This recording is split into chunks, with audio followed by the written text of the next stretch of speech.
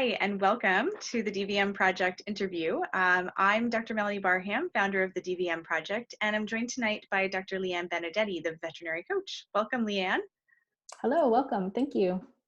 So, Leann, do you want to? So, Leann is joining us also from Ontario, just like I am. And Leann, do you want to tell us a bit about yourself and how you became the veterinary coach?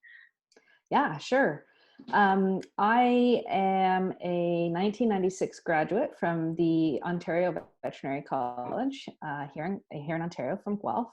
I did another degree first because it took me an extra couple years to get into vet school. So when I went out into practice, I went into mixed practice, moved to small animal practice, started a mobile practice, and then grew that mobile practice into a place where it needed a hospital to help support it.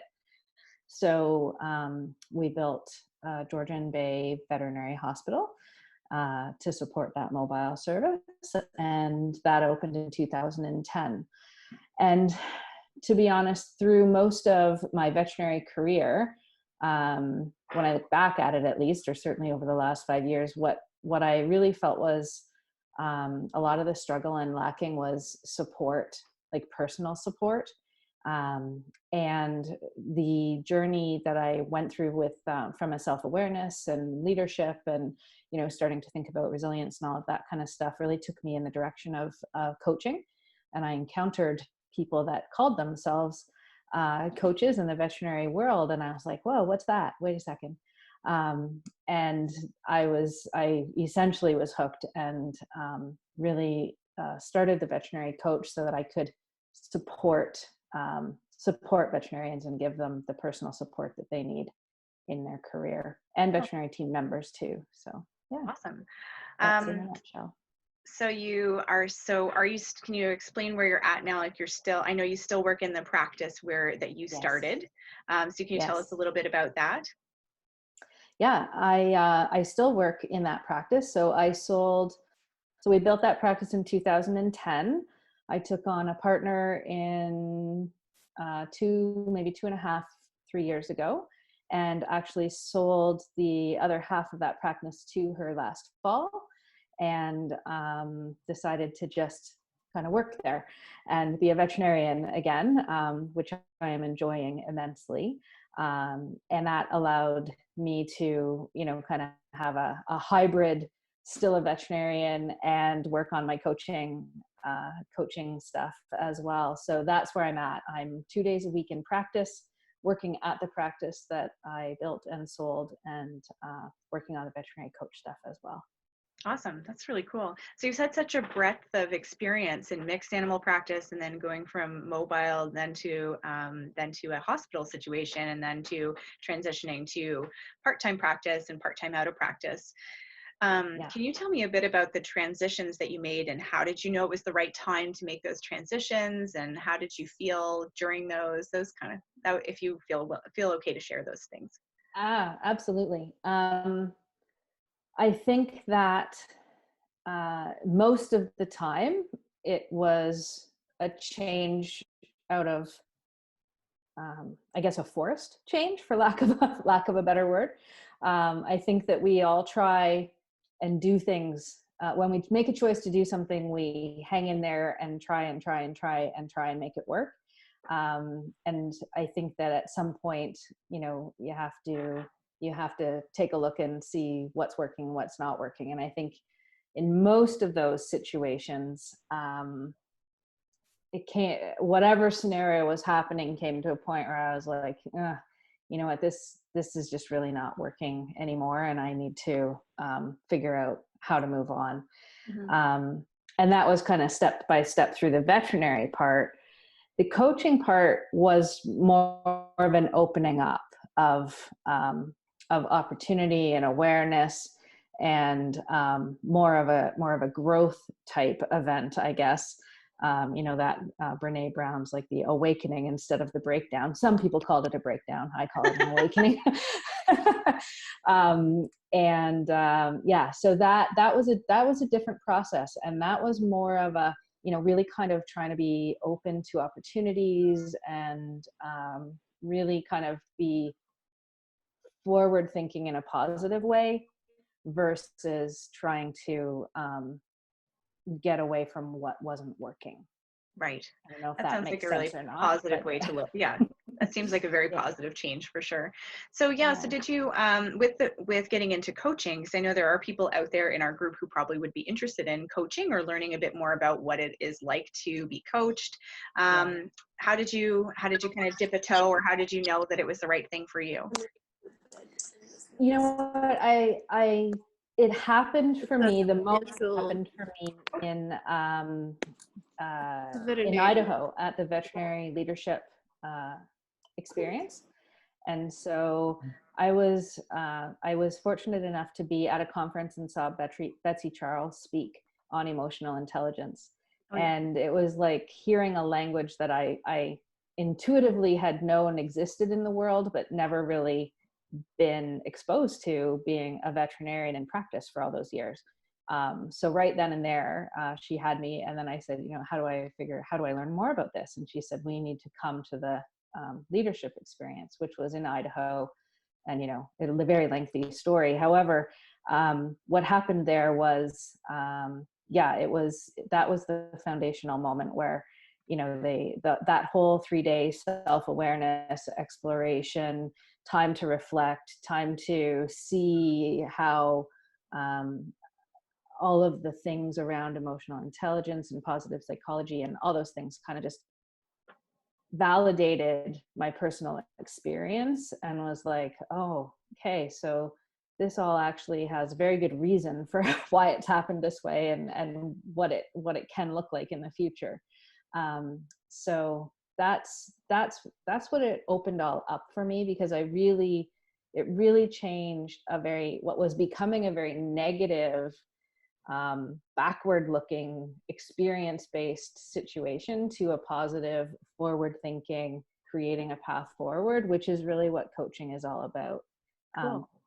Yeah. And then I decided, after that, how do I get into this? What do I do? Do I just hang a shingle out and say, I'm a coach now and I want to coach veterinarians? And I felt that, trying to get some training and certification so that I could learn more about it, because obviously none of that came naturally to me, to learn more about it and get familiarized with the process and what really coaching is.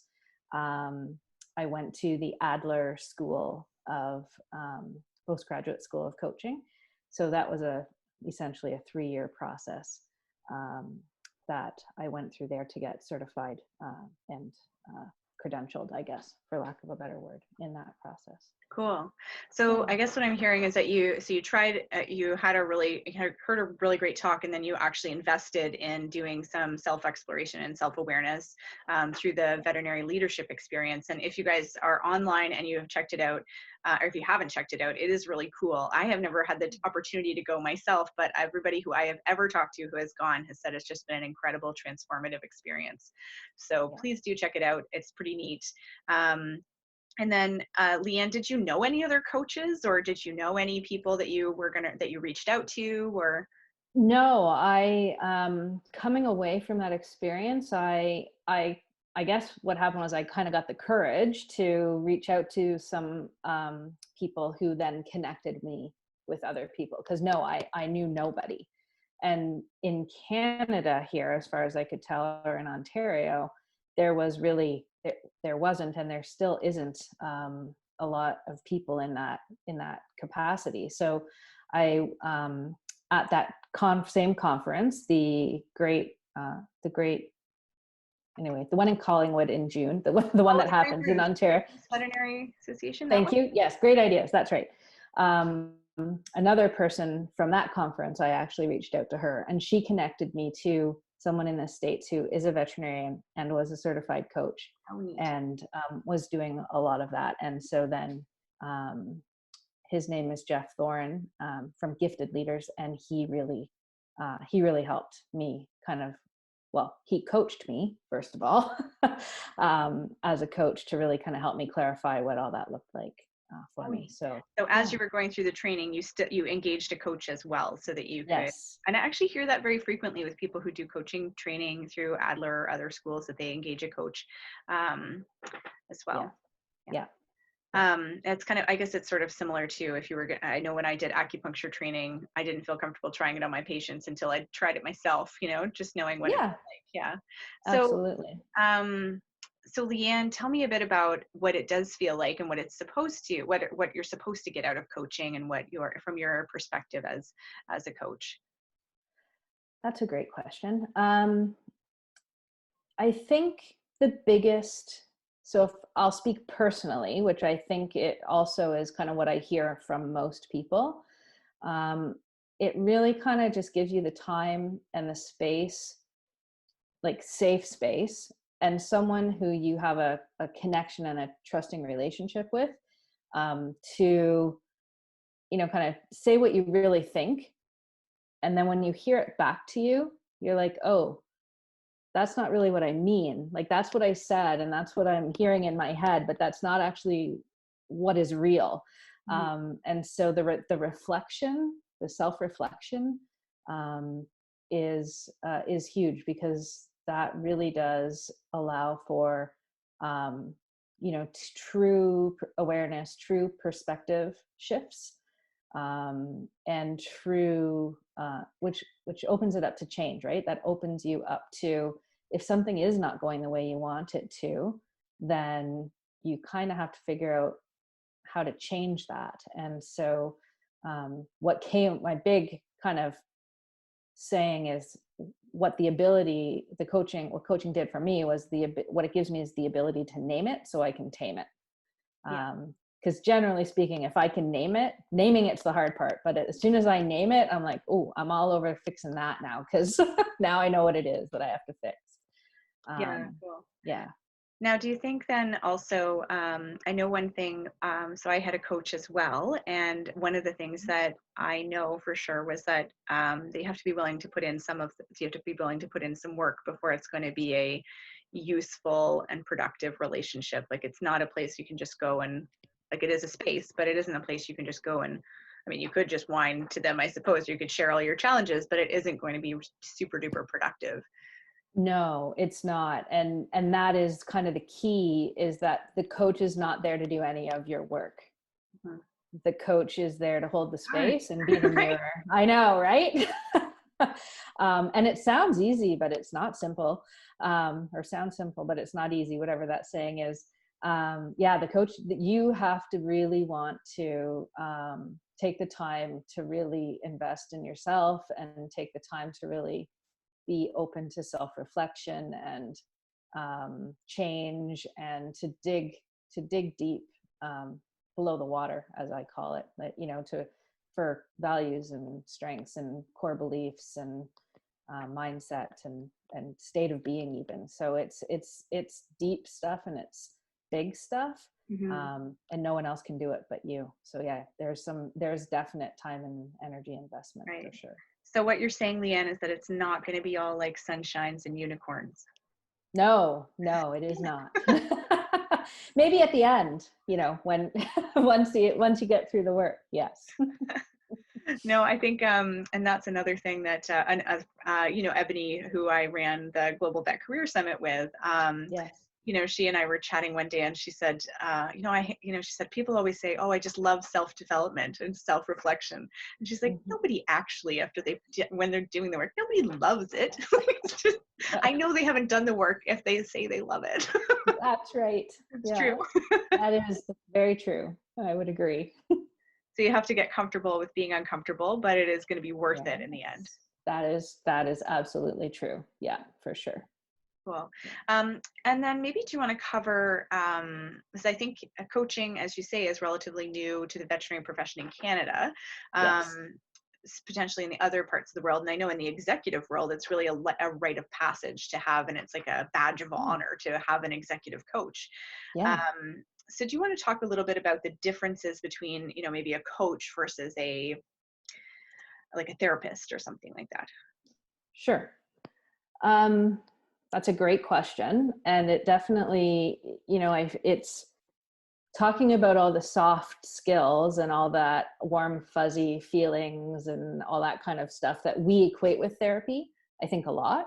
And when we're talking to other people about it, we feel like it's a therapy type discussion. And I think there's a fine line. Like there's definitely there's a fine line, and it's a bit blurry line, but the main thing is that a coach considers their coachee, their person, like creative, resourceful, and whole. That's the fundamental concept.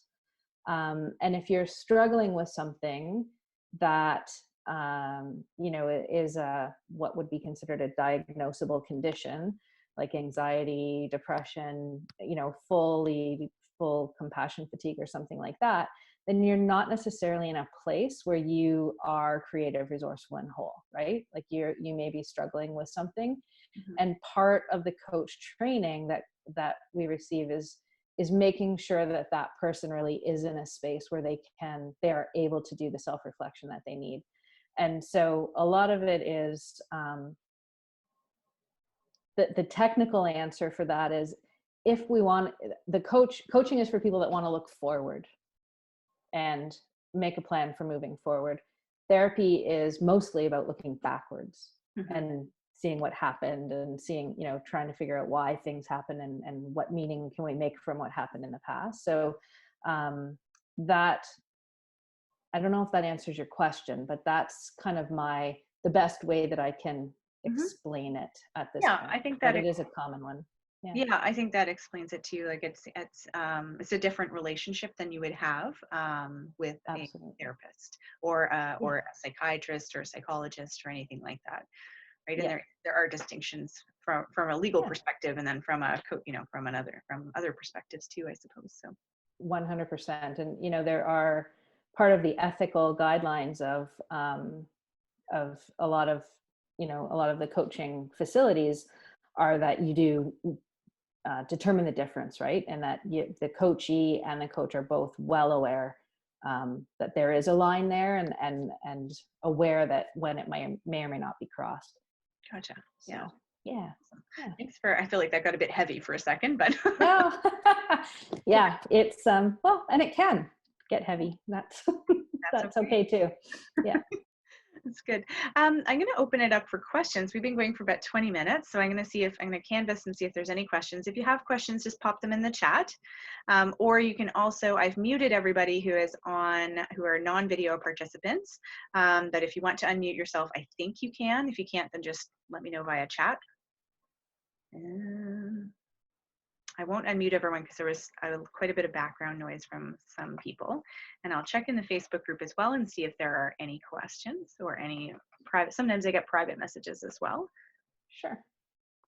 Oh, I do have a private message actually. Exciting. Secret mail here. So this person would like to know about how it is to have sold your practice and then be working in the practice again, and what you have done to kind of foster that relationship and make sure that it's a great one. That's a great question. I was lucky enough to have a long time relationship with the person that I sold it to. So, that really helped. And having a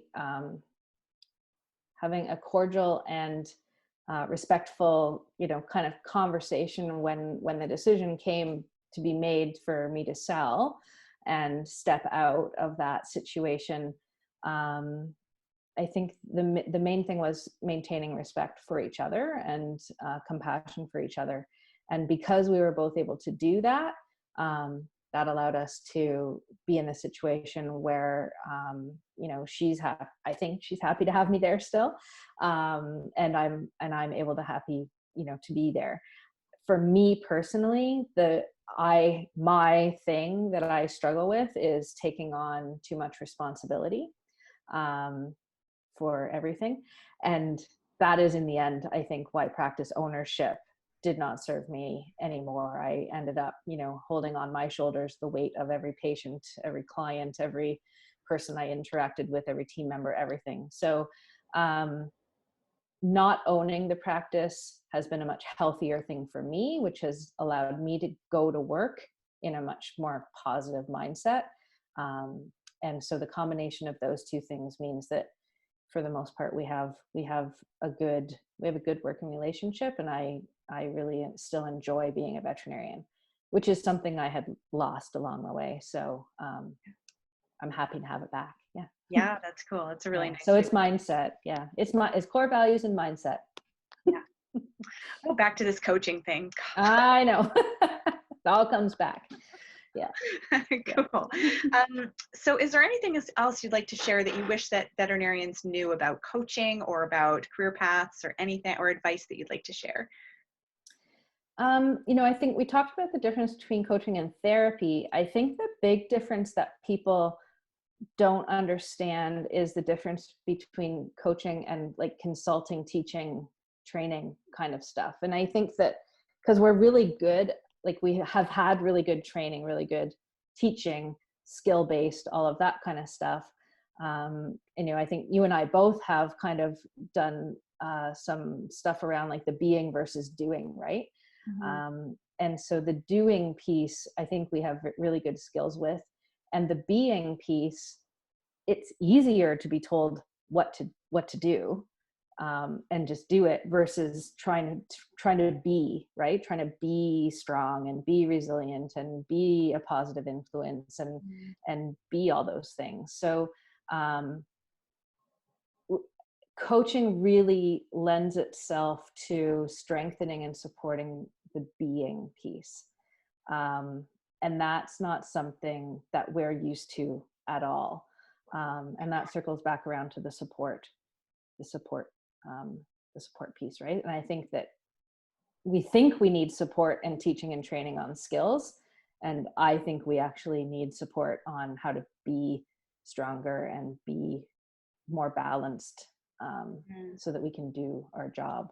Yeah, and that space for reflection, I think, is super important, because I think, how many times have we gone to lectures at conferences about one thing or another, but then how much do you take home from that Yeah. to do it, Yeah.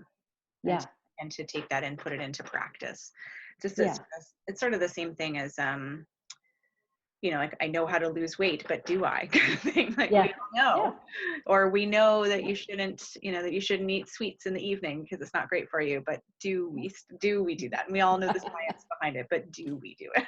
Exactly. Yeah. Yes. Yeah. And we can go to more lectures about diabetes and other things that we probably know an awful lot about already.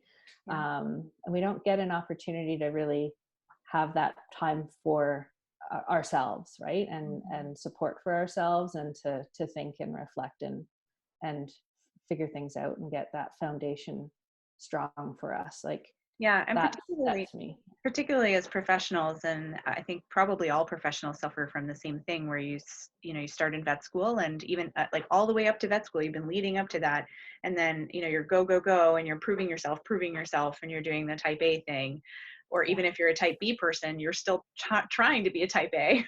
Yes. Yeah. And then Yes. you're doing in vet school, and then you finish vet school, and then you're learning again. And when do you stop and think, oh, where's my strategic plan for my life? Like, where am I actually going and why? Yeah. Yeah. And it is about your life. It's in my compassion fatigue stuff, that equation of quality of life equals energy in and energy out. Like, I never thought of my life from a quality of life perspective until very recently. And as soon as I did, I was like, oh, okay, that's a huge awareness. And I think I'm not alone in that. I think, just like if I had known what a core value was when I graduated school in my first 2 or 3 or 4 years out, I probably would have made a lot different decisions. And yeah, so it's just, I don't know. I think that we get a lot of information about the doing piece, and could really use a lot of support in the being piece. And that's what I hope to lend Cool. to us. That's awesome. Yeah. Excellent. So, do you have any other advice for people that you'd like to share? I was asked this question, what's your best advice for someone who's feeling stuck or feels like they aren't going anywhere in their career or aren't sure what might be next? Well, get a coach would be one, but no, that's, I think really think hard about what's keeping you stuck, and really like peel back the layers of the onion on that, And if sometimes it's about envisioning, not being able to envision what you actually want, and it's easier to figure out why you don't like where you're at. So even if that's where you have to start, once you have a good understanding of that, then you can kind of, well, what's the opposite? Right. And where can I head? Where do I want to head? What can I look for? So that's the advice, is it, you have to dig deep and find out what's important to you and what your passion is, and follow it. Right. Voraciously. Yes. Yeah, voraciously. Exactly. Yeah. Even if you think it's impossible. Yeah. Thank you so much. Where can people find you, Leann, if they wanted to follow up with you? Yeah, you can find me at www.theveterinarycoach.ca. I have a web page as well, The Veterinary Coach, and my email is my name, so Leann, Leann, at theveterinarycoach.ca. Awesome. And And are yeah, you on feel social free. media? I know you're on LinkedIn. Yeah, LinkedIn, Instagram, Facebook. Okay, awesome. Yeah. All right, so they can find you there. Thank you so much, Leann. That was fantastic. And I don't see any other additional questions. I'm just going to check one more time. Okay. Okay, I don't see any coming in, but you can always follow up with Leann afterwards. I know she's very responsive and quick on her email. So take care, everyone. And I do want to draw your attention to the fact that on September 10th, we are starting a 10-day challenge called Get Unstuck Challenge. It's going to be short, actionable things that you can do once. It's just going to be one video a day and an activity to do to reflect, so that you can just get started to think about what might be next for you. Obviously, it's not going to replace like a coach, or it's not going to replace some really deep reflection, but it's something you can do to get started and get some real value, to get some direction. That's free, and you can sign up for it on our website, and I will also post it with the video. Thank you very much, guys.